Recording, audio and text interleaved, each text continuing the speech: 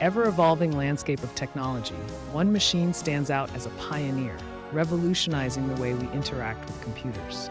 This is the story of the Apple II.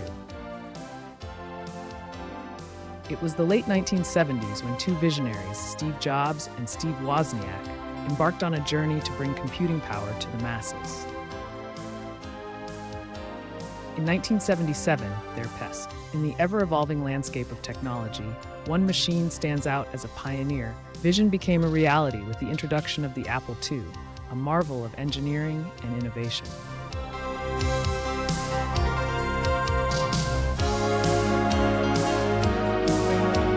At its heart lay the MemOS Technology 6502 microprocessor, a powerful chip for its time, capable of running at a blazing 1 MHz, RAM 48 KB.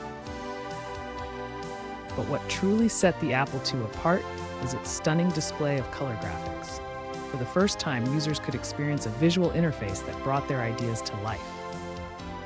Clad in a sleek plastic casing, the Apple II was a symbol of elegance and sophistication.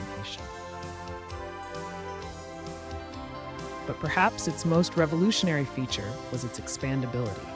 With slots for expansion cards, users could customize their Apple II to suit their needs, whether for business, education, or entertainment.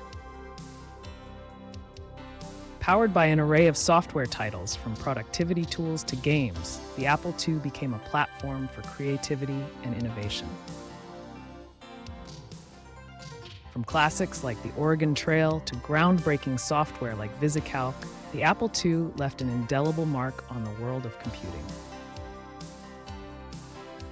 In the annals of history, the Apple II will always be remembered as more than just a computer. It was a catalyst for change, a symbol of innovation, and the dawn of a new era in computing.